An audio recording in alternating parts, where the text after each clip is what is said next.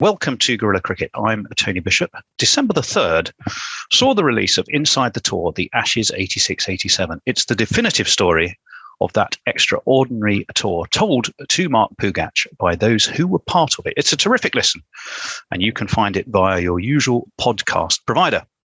One of those who was not just there, but was man of the match as England clinched the series at the MCG is my guest today, Gladstone Small. Gladstone, welcome back to Guerilla Cricket. Tony, pleasure. Delighted to be back. Great to hear you guys are going from strength to strength. Yeah, well, thank you for that. And yes, we are. So I'm going to start off with a fairly easy, gentle opener for you. Half volley. A little half volley. Yeah. You took more wickets against Australia than anyone else, than any other opponent. Was there something special about playing Australia? I just love beating them. I just want to beat them. That was one. Listen, now obviously I played. That's probably because I played more tests against them than anyone else. But only out of all the ones I played against Australia, only one of them was at home in England. So obviously, the England boys, my captains and managers, obviously thought. First of all, I thought I was a good tourist, and I could take the heat of playing in Australia and all the stuff that went on with it. I just love. Listen, I've always loved the thought of touring. I love playing. I mean, I like home, but I like being away as well. And you're making a career of it still. If I didn't do it, someone else would tell me. But no, so from a very, I went traveling. Obviously, a young cricketer back in the 80s. The season finished in England in September, and if you want to progress and learn and do things, you go play abroad. And I went to play in Australia, and my first season was 1982-83, playing club cricket in Melbourne. And that was my coincided with probably it was Ashes tour, Bob Willis Ashes tour, and I got called into the England team that summer. The summer and at home, Bob Willis called me up for the Test match. Derek Pringle injured his back right in the note after practice on the day before the Test match at Edgbaston against Pakistan. And Bob Willis called me up to the Test match. And I myself wasn't feeling too well. But roll it forward, the England team went to Australia that winter. I was playing in Melbourne. So whenever the England team came to Melbourne, I was invited to go train and practice. And I got it. It was a great insight. It was a wonderful insight into Test match cricket and how the guys set themselves up in the psyche and the mindset that you have to be in. And I love that little bit that I got. And that Test match, that was my very first Ashes Test match I saw, because I had missed in 1981 Ashes, both from Ashes. I was playing county cricket. So back then the county cricketers, we played a lot of cricket. I didn't get to see any of those matches at all. One feels the England team might be better if that was still true, Gladstone. But well, that's another thing. I've got a question for you then. From arriving in England as a young teenager to winning the Ashes, that's some journey. Before it happened, before that 86-87 series, was there ever a point where you thought, you know what, one day I'm going to win an Ashes for England? Did it ever cross your mind? Well, listen, I grew up, the guy that gave me the love of the game, my granddad, lived, born in Jamaica, but lived in Barbados. And then he never left Barbados until when he died in 1993 years old. But he loved English cricket. He loved England cricket. And as a young boy, I remember him coming home from work on the sugar plantations and tuning in his radio to find out wherever England was playing a Test match. And that could have been at Lord's, at Headingley, at places like Old Trafford, places I didn't know. Only thing I know about them was that they had a cricket ground in those places. Yeah. Didn't know where they were, and that meant Granddad would tune into England playing Australia in the Ashes, and so I'd heard about this thing called the Ashes from a little boy because of my granddad. So hence I knew the history and the tradition of it and the importance of what Ashes cricket was all about.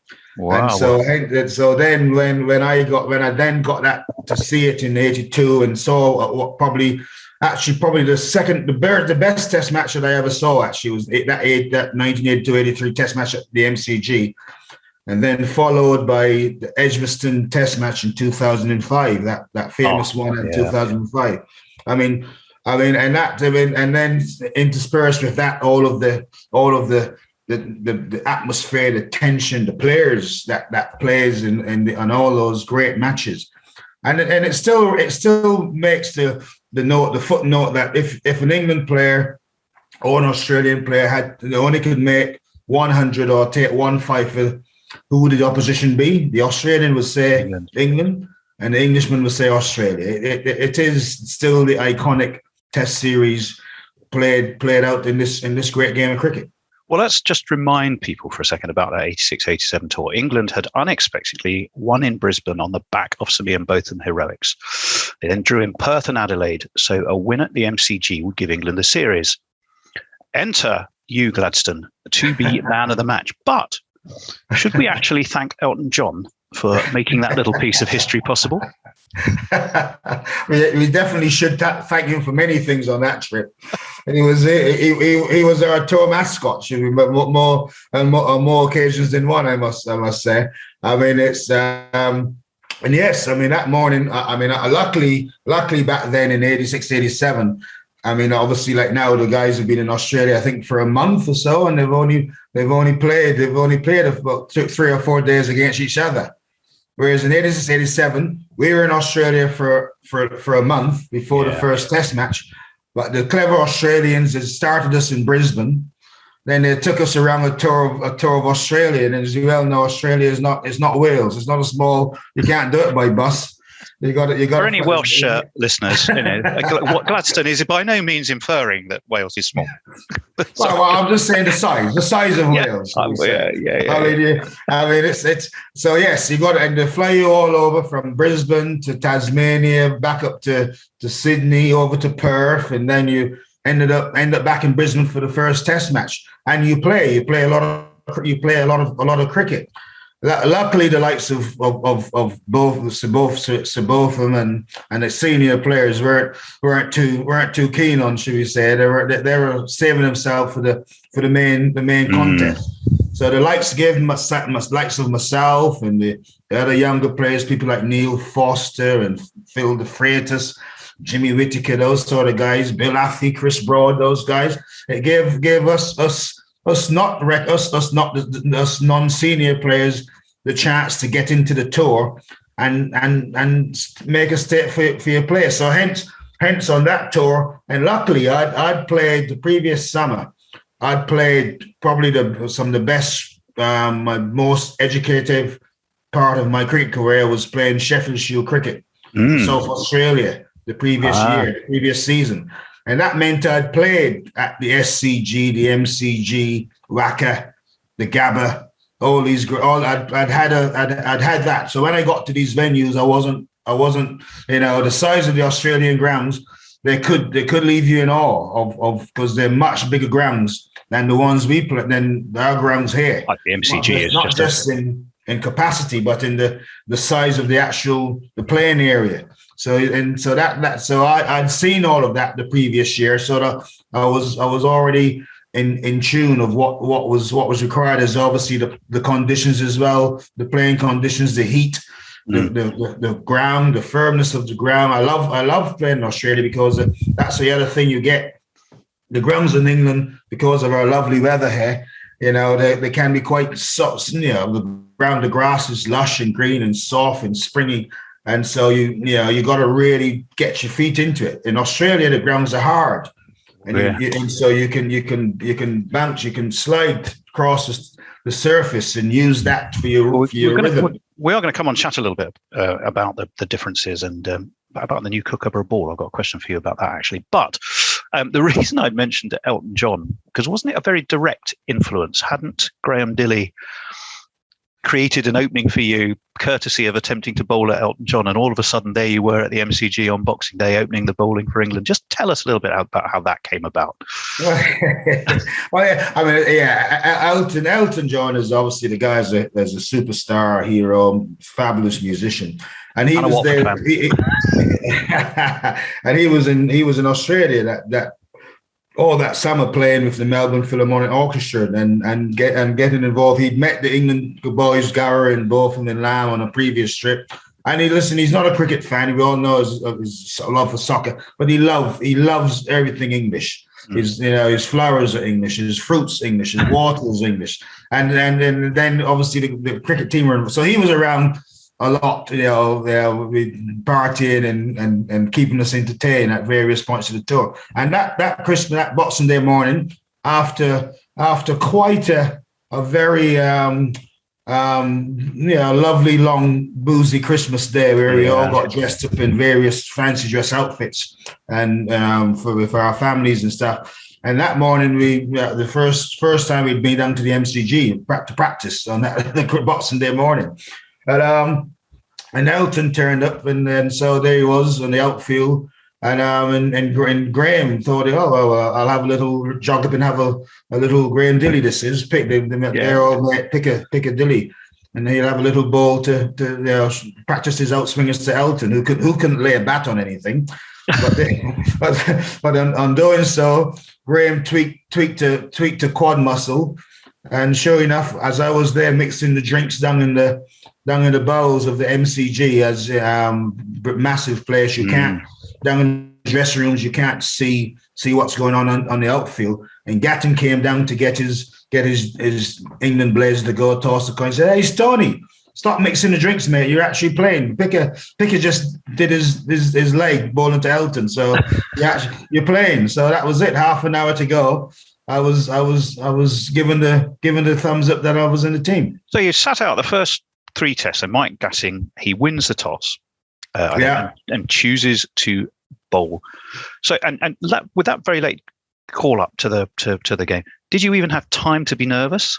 No, not at all. Which probably helps, quite frankly.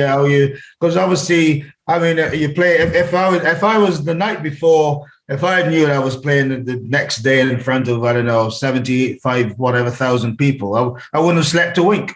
But I had a great night's sleep, probably because it was induced with lots of Christmas spirit from during the day.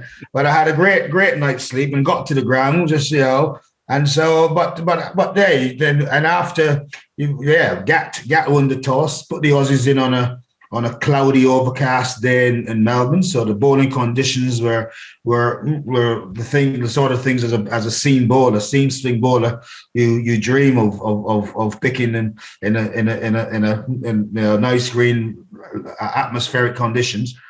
And but still you got to come back. You walk out on the field, and it's not a welcoming crowd that greets you.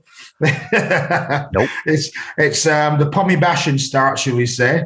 And Gat's got a sense of humour, so he sends me down to this famous place at the MCG, a place called Bay 13. It was known as, and they're I think they just let him out for the day from institutions on the proviso to go to the MCG and just bash up whoever the opposition were.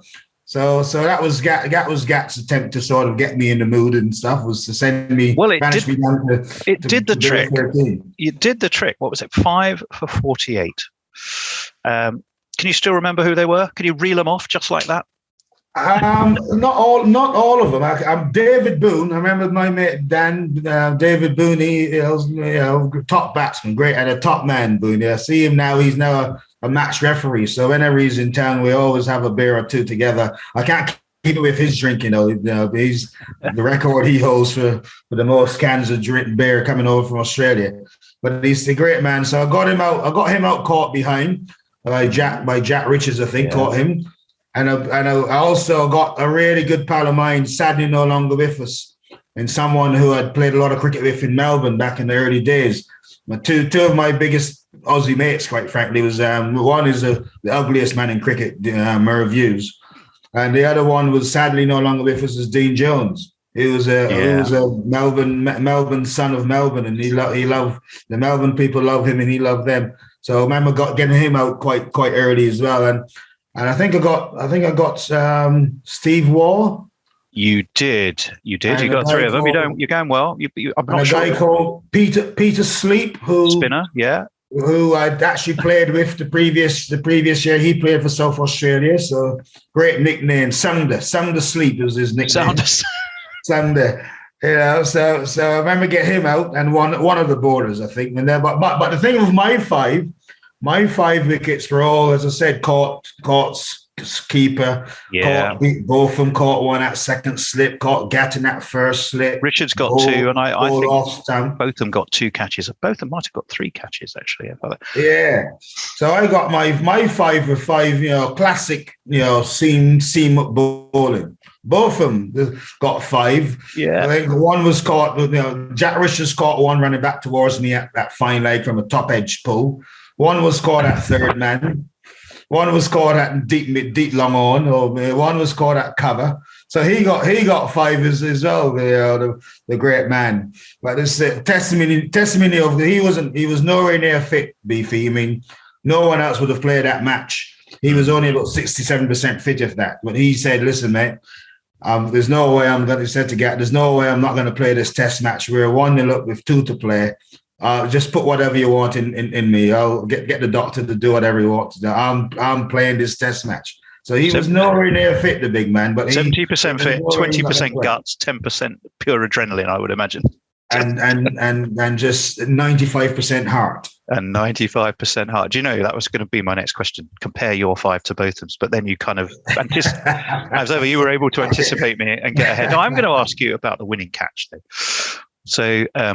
So your five were Dean Jones, Steve Waugh, Greg Matthews, and Peter Sleep. Oh, Greg Matthews. Yeah, more. Yeah, Greg Matthews. But you also got that winning catch off Phil Edmonds. Yes. Tell us a little bit about that. And the great Philippe Edmonds. He was always a wonderful character. Henry was his nickname in the team. And he was a smart fella. Well, he was a bit of an insomniac. Couldn't room with him because he was always listening to all obscure radio stations, Radio Russia or some radio Antarctica or something like that. He was always crazy. And and then he was always he needed to amuse himself most of the time, and he'd spend a lot of time taking the piss out of Gat, quite frankly, on the field. Edmonds. They played together at county level, of course. And it was the sort of things he would do. So I remember that he was bowling. By this stage, we were well in control of the game on that third afternoon. We beat the Aussies on the third afternoon. Mm-hmm. And in comes Mervyn Hughes, the aforementioned Merv Hughes, the ugly Australian. And he comes, and I'm down backward on the sweep. Normally you're behind square of the square leg for the sweep shot. And Philippe, he keeps telling me to go square, keep to my left hand, go left. So by this stage, I'm now what would be about 30 yards out of position for the sweep shot. And he says, right, make a spot, make an X on the grass, so you don't move anyway, you guys don't move anywhere. So the next ball he bowls to Merv, and Merv has this great big oik of a shot, and it top edge, and it's coming towards me. I steadied myself, luckily, and I took the catch first thing. And when I took the catch, I looked down. I was standing directly above the X that Phil Edmonds told me to mark. Call it luck or call it a great piece of intuition or whatever. But and then I took the catch, and normally you see the guys these days would put the ball in their pockets as a memento. I threw the ball into the stand at the MCG, and so that was it. Some dog has been chewing it for the last for the last 30 years or so in Melbourne. Well, let's hope it's still hopefully in a case somewhere, being revered as it duly I've should. never seen it again, so I don't know. Well, Martin Johnson, obviously, the late Martin Johnson, famously wrote about the team. Can't bat, can't bowl, can't field. Did that jibe personally motivate or inspire you? It certainly rankled. Yeah. It certainly got our attention. Listen, Scoop, as he was known, was a lovely fella, and he was back in those days. Thankfully, I mean the press boys, the media boys, were the likes of Scoop and people like Chris Lander, they're great guys. And so we actually got used to get on well with those guys, because they used to get more expenses than we got. So we used to always invite us to come and go drink, to take us out for drinks and dinner, because they can afford it and we couldn't on the expenses that we got. So we got on well with those guys. But when that article, obviously it was definitely used as Mickey Stewart, who the coach manager of that team. And he was very, very, very smart man, Mickey. He didn't have to say much, but the first person he saw that he showed that article to was Beefy. Was Beefy. So you can imagine let's just say the words that Beefy mentioned couldn't be printable. What Beefy said about Martin Johnson back then. But I remember that night before that Test match. And listen, we'd lost in that month before. Before that, we lost to the Queensland rum drinkers up in Bundaberg. Yeah, the South Australian wine farmers beat us. Largely by dint of giving you copious amounts of their product, apparently. Yeah, well, there was that as well. But because we went, as well as playing the Shield guys, we played what was called country 11s. We really ship ourselves all over the place to play these country 11s. And so because the guys weren't in Test cricket mode for the first, it was a good the warm up, should we say, was well, very more enjoyable and more cricket. I will come on to that. Now I'm going to ask you about that eve of the series and what Ian Botham had said. The published version is that's it. The party's over. The real game begins tomorrow. Now, I asked Chris Broad that when I spoke to him. He had a version of it. Every printed interview I've seen, every England player's got a different version of it. What's yours? What are you even allowed to say what he actually said? Do you remember the actual words? I remember it very, very, very vividly. We were, as I said, we weren't at the races for that month. Obviously, yes, the likes of the guys who are the younger, the guys who are trying to play their way into Test cricket in their career. Obviously, you play for England, so you're trying, but it wasn't. We know it wasn't a Test match. And then that night, the night before, we had a gathering. It wasn't a dinner. We didn't have a dinner. We just gathered in a team room, which was full of Castlemaine 4X and Beefy was sponsored by Lindemann's Wines or something like that. Some wine man. So there was lots of, and so he said, "Right, guys," he just said, "Right, party is over. Tomorrow, the real serious stuff begins. This is where the England team come to play." And it wasn't a big Churchillian sort of speech or nothing like that. Oh, okay. It was just a stage of right. Collective focus. Test cricket starts. Well, you snagged another fifer in Sydney, but the series was won by then. Was it a big disappointment to not close the series out, dead rubber though it may have been? I mean, you got that fifer. Did you feel slightly should have won that?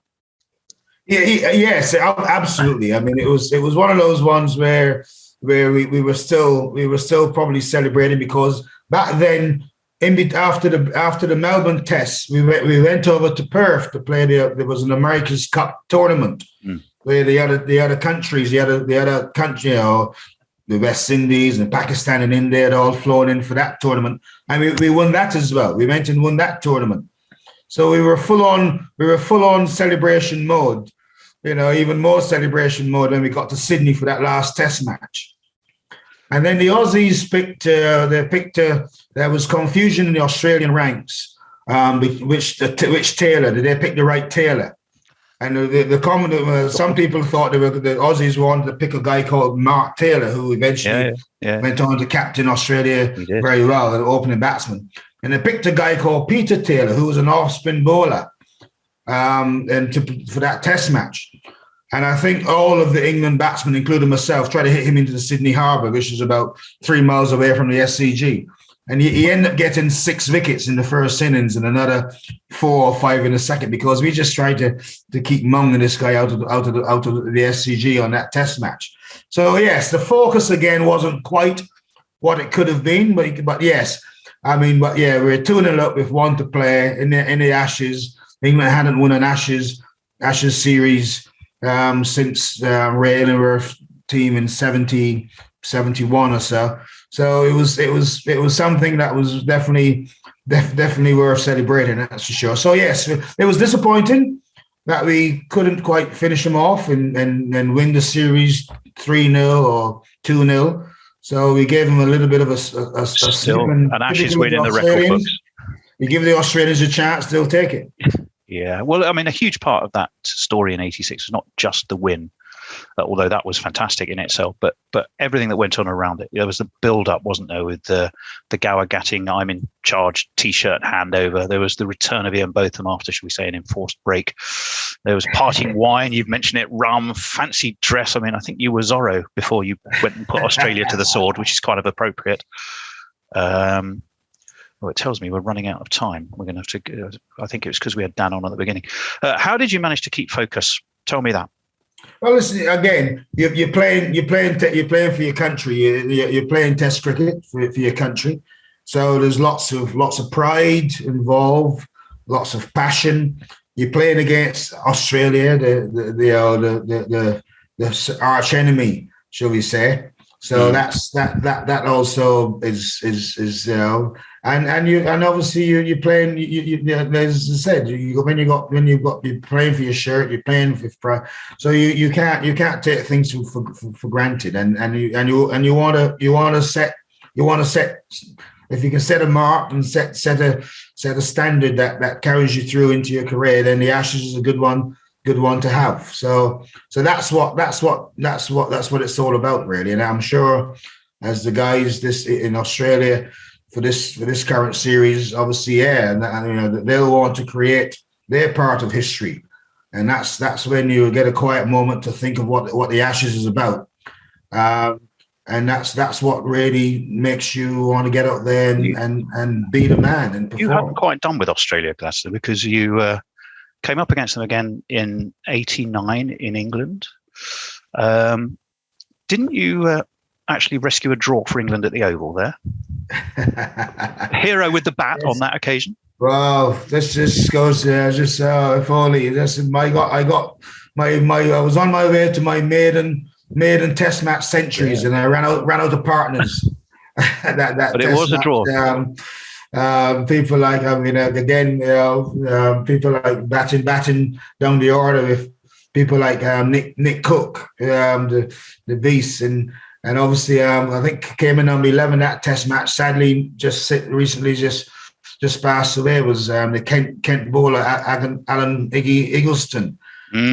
Sadly, just recently passed away. So he was making his Test match debut, that Test match, and I know, and I remember obviously trying to get him to stay with me, as I was feeling quite confident. Even on 59, I was sensing myself getting 100 on a good batting track at the Oval. Just 41 short of that. Oh, so if we think ahead, then let's look ahead to the series coming up. Can our England side out there take inspiration from those heroes of '86, '87, starting in Brisbane? Absolutely, they can, because once again, when you're in Australia, the Aussies aren't going to give them much chance. Obviously, you see you see the likes of typically Glenn McGrath will be saying it's going to be 5-0 to Australia, and that would be most of the Australian public will be saying that. So they'll hear that, they'll know that. But listen, it's I think this is going to be a really good Test match series against two quite even teams, quite frankly, and it's the one who gets the leg up first in this series could be the one who controls how it goes. So that's going to be the challenge. That's going to be the challenge for the England team, and that's why the Aussies always take you to Brisbane, because Brisbane, the weather, it's hot, it's tropical, it's hot, it's steamy. The pitch gets harder and faster as it goes. Starts off a little bit tacky, but then it seems to get quicker and harder. And so the Aussie bowlers become more into the game. So you're going to be tested. You'll be tested if you're not just your cricket, your temperament, your ability, but they test you mentally, physically as well. They'll threaten you. You're upstairs, with all the bouncer stuff. It's real, and it's a bit of a cake thing. The Gabba these days, it gets very steamy and hot in there. And so the Aussies, that's the reason why they love, and their record at the Gabba is quite formidable. Well, England haven't won there since you guys. Although you didn't play in that game, but 86, 87 was the last time. It's going to be a new Kookaburra ball. Sounds like one you'd quite like to have had in your hands. Well, it's the Kookaburra ball. It's a new cricket ball. It'll be 5.5 ounces. But that's where the similarity ends. It always feels a little bit bigger than our Duke ball. It always somehow feels that little bit more. You've got to really get it into your hands. And then the main thing in the cricket ball is obviously the seam. Yeah. And that seam on a Kookaburra ball, it lies flatter. It lies quite flat, as opposed to our Dukes, which always seems a little bit more. You can really feel when you hold a Duke ball, you think, "Oh, I've got a friend here. I've got this seam as my friend." Whereas on a Kookaburra, you don't feel that. And after 10, 15 overs, that seam goes even flatter. So you got to make use of a Kookaburra ball. That's the key to it all. And the England bowlers will know that. I don't know. This new ball is obviously, I reckon it's got some harder and a more pronounced seam, I think. So should last. You should swing and move off the pitch for longer than what they say. I look forward to saying that, but it's Aussie conditions. But I believe it's been obviously a lot of the practice games, the warm-up games that the England boys have been playing, admittedly amongst themselves. A lot of it has been rain affected. So that tells me that there should be a lot of moisture in the surface. In Australia, they use what they call flat covers. In England, we have our roll-on hovercrafts that is above the ground. In Australia, they use flat tarpaulin and sheets and stuff. So in Brisbane, that means sweating. They should sweat more, shouldn't it? Yeah. Yeah. So I expect that the likes of Jimmy Anderson and Stuart Broad, even though yes, the batters might be feeling a little bit of trepidation that they need the sunshine and the heat. But I think Broad and Anderson will be licking their lips and knowing that a Kookaburra with a pronounced seam in atmospheric conditions and on a moist pitch. I think our seam bowlers will be looking forward to that very much. So 5 tests. What's where's your money, Gladstone? I never bet on cricket. All right, your metaphorical money. Where do you want to put it score-wise? If it was a golf game, I'll probably give you more insight. But cricket, no chance. Listen, as I said earlier, listen, the Aussies are favourites. They're playing at home. Their conditions. Their bowlers know they are probably better suited. They're tall bowlers that they have there. Probably better suited than our guys to the conditions. But we've got the likes of Anderson and Broad, and I also like Ollie Robinson. I think his how he started off in Test match cricket is a revelation.